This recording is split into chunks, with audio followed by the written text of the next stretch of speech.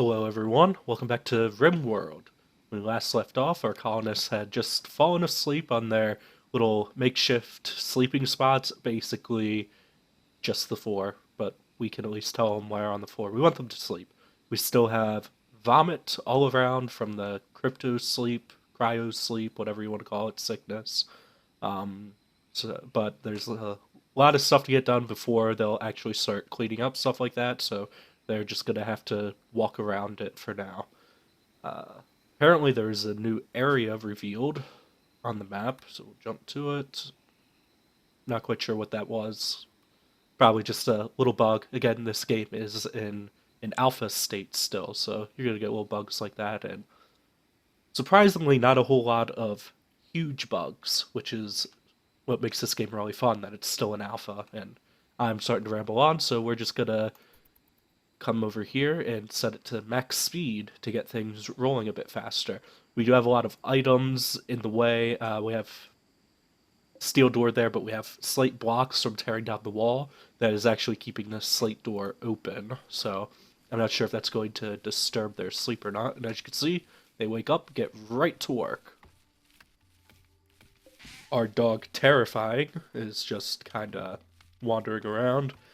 No real purpose to having a Yorkshire Terrier, except I think it might give a happiness bonus when people see him. I'm not sure. That's saying a mood boost, so I don't know. We'll find out. I will be using some shortcut keys, so you'll see stuff happening without me clicking anything with the mouse. Mainly, that's just the time controls. If you hit spacebar, it goes between pause and play, and then the 1, 2, and 3 keys change the game speed. So you'll see those changing quite frequently. Usually, if something happens, I'll let it go on slow, or I'll pause it to deal with whatever happens. But we're actually good for right now. I actually haven't played since my last recording, so I'm kind of at a loss as to what we actually have people doing right now. We have all of our plants planted, so they'll be growing. And I apologize if I sound a bit funny. I'm a bit stuffed up. I have a cold or sinus infection. I'm not quite sure which one because I might actually have both, but I have some nasal stuff going on, so that's why I sound a bit funny. And will constantly be sniffing throughout this recording. Let's see, everything's planted. We need hauling to be done. Chambers is set to mine, grow.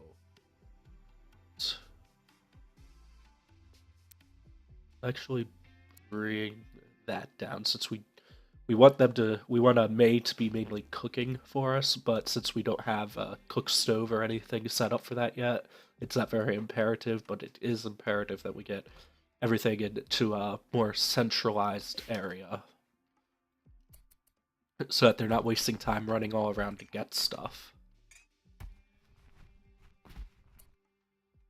We do have decent stockpile of wood, so if you right click, it'll bring up, if you right click anywhere on the map on empty space, it'll bring up your architect menu, so that's a nice shortcut to learn to use frequently.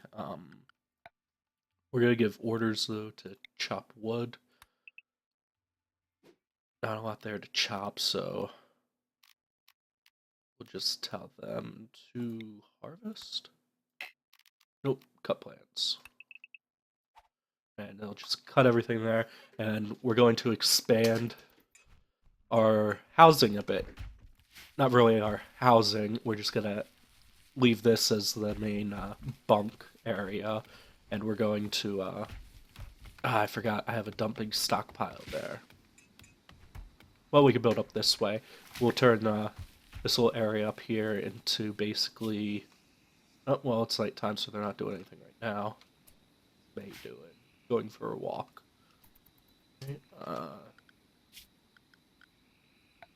Structure, let's get some wooden walls going.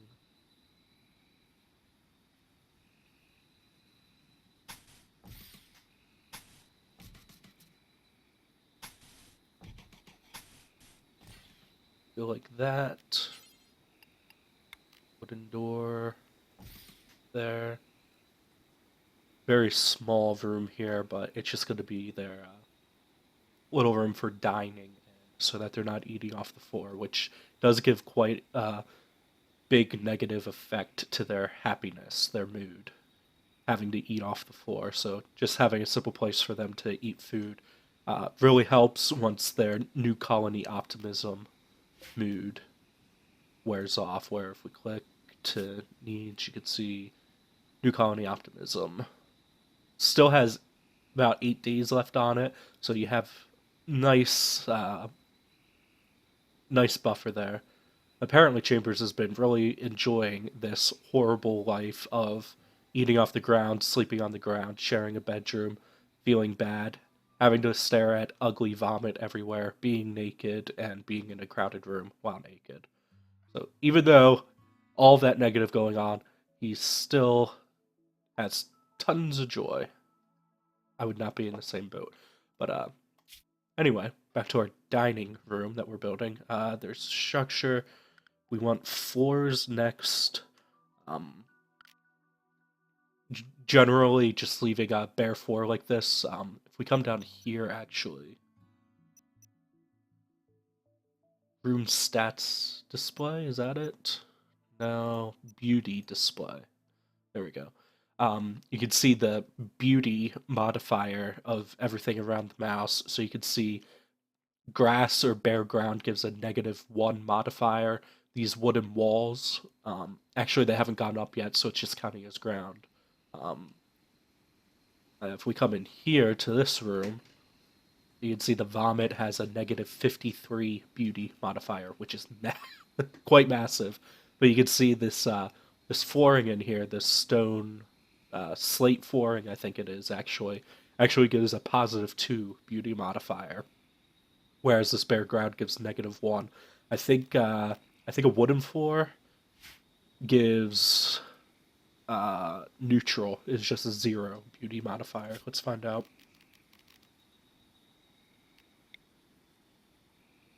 Or click info. Doesn't say. But if we come over to the wood resource, at info,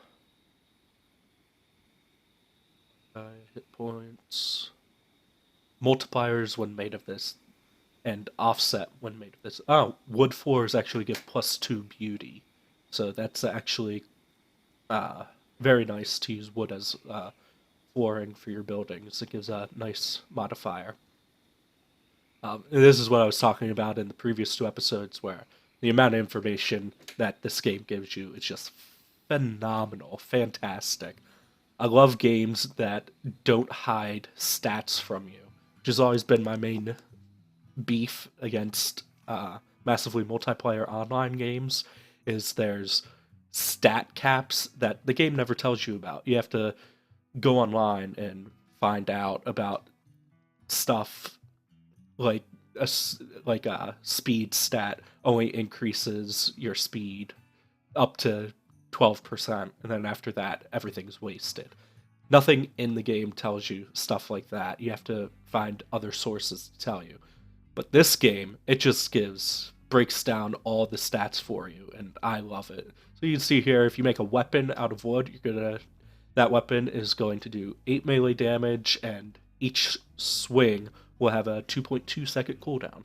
So that's great. I love that. You can see the door opening speed. The one thing I'm not sure of is I don't know if that's 120%, meaning it's 20% slower than normal, which would be 20%, or if it's 20% faster than normal. Not quite sure about that, but I'm sure that's not really lack of stat information. That's a lack of experience. I've not built a wooden door and then another door of normal speed and seen which one opened faster. But yeah, just tons of stats, and I love it. But as you saw, a wooden floor is actually going to give us quite a bit of beauty to the room. Autosave, sorry about that. So we're going to place it down here, and I'm not 100% positive on this, but I'm pretty sure the doorway counts as beauty for the room, the interior. So, at the very least, it will help increase the speed that people walking through the doorway have. You can see how fast that got built. Man, that was fast. May just went to bed, unfortunately, even though it's 10 o'clock in the morning. She was up all night. He, he. I will forever be calling May a woman because I watch Agents of S.H.I.E.L.D. so much. Um, May, will be sleeping for a while because they're out walking all night. Bit frustrating, especially when we only have 3 colonists to do work. You see Chambers went and gathered some more wood to finish building over here. If you can see on the bottom left of the screen, it's kind of hard to see because there's no background, but you can see the stats right here when you hover over something. You can see this tile, this square that I'm hovering over, has tall grass, which is 100% grown. The type of terrain is soil, so it has a walk speed of 87%, and it's brightly lit at 100% light. Um, so you can see they move a little slower over just natural terrain, but you can see if we hover over our wood 4, they have 100% walking speed. So they walk at their full pace over wooden floors. So not at the start, but a little bit later in the game, it's actually good to build outdoor roadways, sidewalks, for your colonists to travel over for the areas that they travel the most over, like from the stockpile to the bedrooms, or from the stockpile to your kitchen, and so on and so forth. Just the places that they are going over most frequently. You can see he just finished that room. If we hover over it, you can see it says constructed roof in the bottom left. There's also dirt in there, so that's gonna detract from the beauty of the room some, but it's just a little bit of dirt from Chambers building everything and dragging in dirt while she, female, she, while she was constructing everything. Um, but there is a roof over it, which means it's dark in there right now, so we are going to want to build lights, which actually probably should have done this a little sooner. I just kind of get sidetracked when I'm talking about everything. So we want to come down to power, make sure I remember our surrounding area.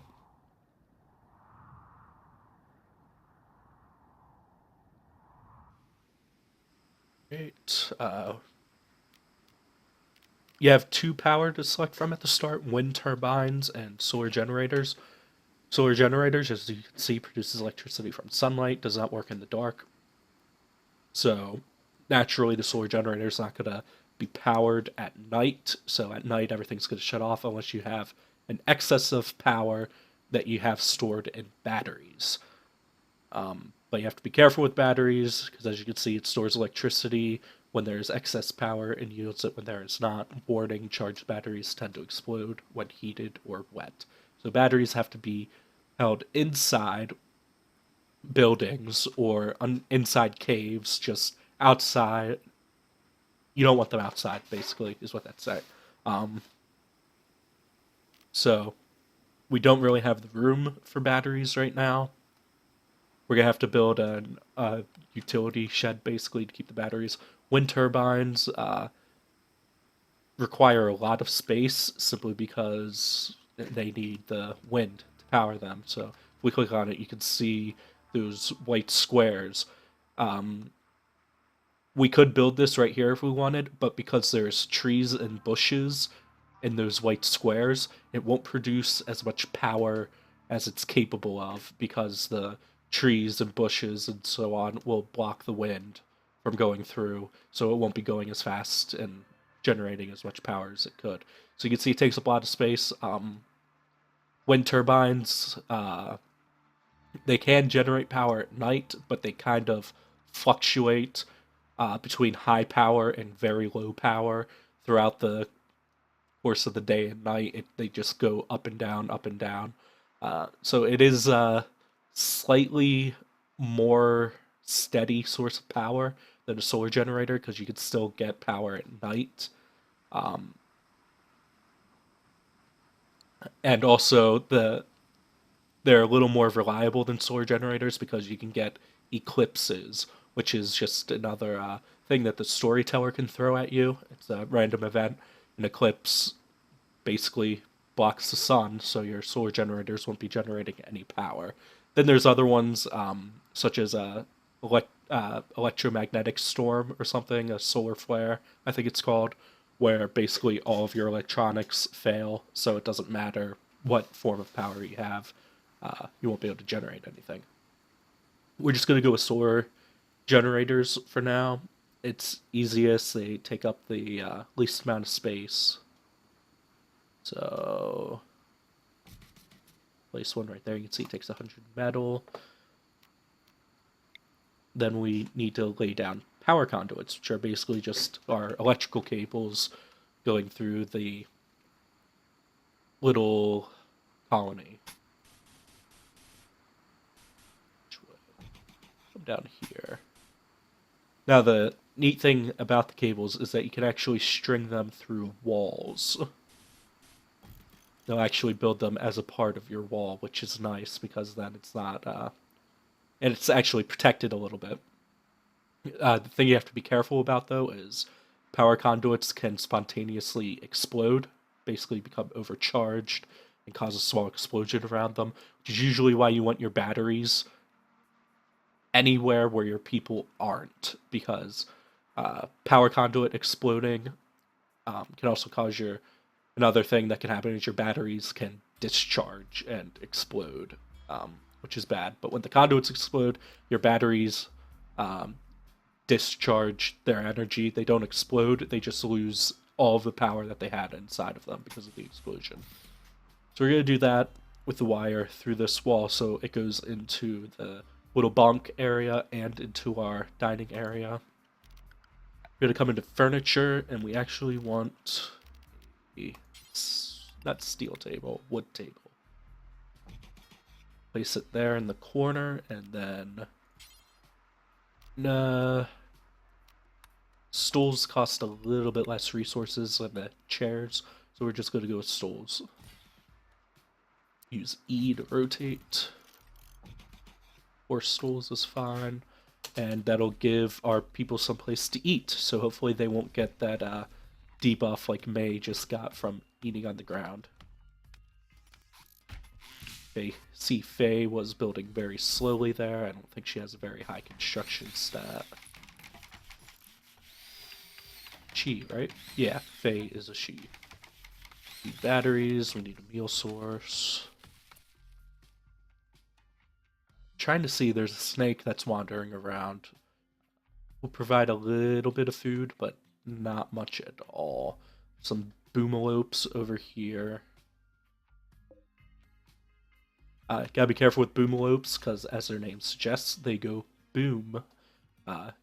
You damage them enough and they'll explode and cause a small fire in their area. So you want to be careful. They can damage your or injure your colonists if they're too close when they explode. We'll have to build another small thing like this for batteries, but for right now it should be fine. I'm going to finish clearing. Strawberries are only 19% grown. Syringium takes a while to grow, as does the cotton, but really these are both strawberries. I thought I had one of them as rice. I usually always make rice because it grows so freaking fast. It's odd. And I keep pausing the game. I don't know why I'm doing that. I just don't like being surprised when something happens.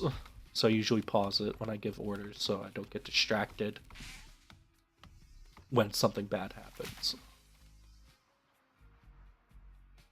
Alright, this whole area here is just about cleared, so I think I'm actually going to make this our little utility shed.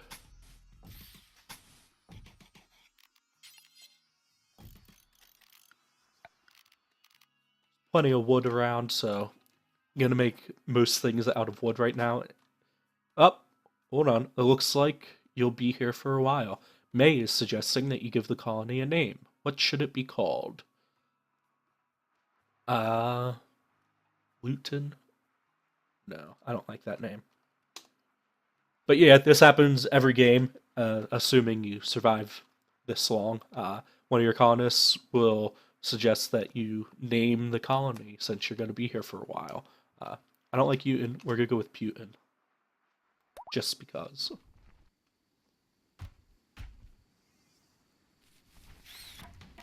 And now we have a colony that is named. Um, I would say that's a good point to stop this episode, but I want to get this utility shed up and running first. So we're going to do the flooring. Wow, gold tile. The most beautiful and impressive kind of floor. Very expensive and requires a lot of work to build. One day, maybe we'll make a crypt with gold tile. Have a sarcophagus. Put one of our original colonists in it when they inevitably die, because your colonists will die. It's nothing you do about that. um, so flooring's there. What am I forgetting? I had it in my mind that I get distracted by the gold tile because it was so impressive. I guess we'll batteries in.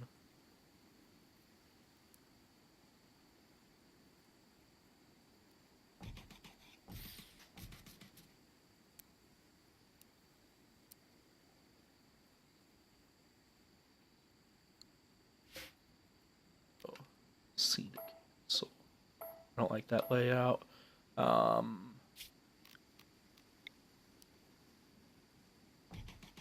That instead, and just bring this down through the wall, and they should connect the wall. Now give us power, whatever is not being drained by lights and the such will go into the batteries. And that's what I want to do next. If I can remember. Excuse me. Not the sun lamp, that's for greenhouses. Structure, furniture, yes, standing lamp. That in the corner. That. Sure, right there. And you can see when I was placing it, it had the little line leading to the power conduits I had built, just showing you the range that you can build, and it'll still be connected to the power. So, nice little graphic effect there.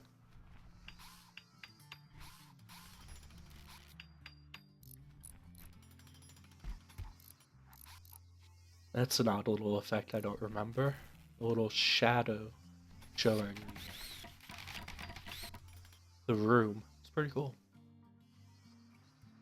It is foggy out, and all of our colonists are idle. Look at that. It's not good. So I'll call that a place to start. To stop. Batteries are built. Our little utility shed here is constructed, so batteries are away from everyone. They're slowly getting a little bit of power. Our lights are working now, so it should keep our colonists a little bit more happy that they're not going to be constantly in the dark at night. We have the dining room set up, so they have some place to eat that's not on the ground, so that'll be a positive mood boost. Yep, we're looking pretty good so far, aside from the needing a meal source, because our packaged survival meals are starting to dwindle. We only have 16 left. So, there's two ways you can go for food in the game. I'm not sure which one I'm going to do yet. You have the nutrient paste dispenser, which requires power, and it also requires a hopper. And basically, you attach the hopper to the nutrient paste dispenser. The colonists take food such as berries or rice, any type of food, put it in the hopper, and whenever they require a meal, they go to the nutrient paste dispenser, which drains food from the hopper and gives it basically a ration pack, is basically what it is. Just a really bland but nutritious meal for them. It actually gives them a negative mood modifier to their needs, having to eat the nutrient paste, but it's the most simplest way and easiest way to feed your colonists, and they don't get sick from it. The second way, which is the by far the best way to do it, is to build a cook stove, and then whoever has the work priority of cooking will then take the food to the cook stove and create meals, which they basically look like these packaged survival meals, but they'll have details under ingredients, what ingredients were used to make them. The bad thing about that is it requires time. A colonist has to stop other work to go and cook from the cook stove to create meals for people, whereas the other way, whenever they collect food, they just put it right into the hopper, and then whoever needs a meal just goes to the paste dispenser, grabs the meal, and then goes and eats it. So it's kind of more streamlined than having one person, which I think was Faye, dedicated to cooking. No, it was May, dedicated to cooking. So it gives you more colonists to do work with. The danger of it also is when you have a poor cook, which I believe May is indeed a poor cook. Yes, only has a cooking level of 2. Um, People can get sick from eating his meals until he gets his cooking skill leveled up more. I think 5 is the break point where if the skill level's 5, people stop getting sick from the food. But until then, they'll they'll keep getting sick from eating his meals.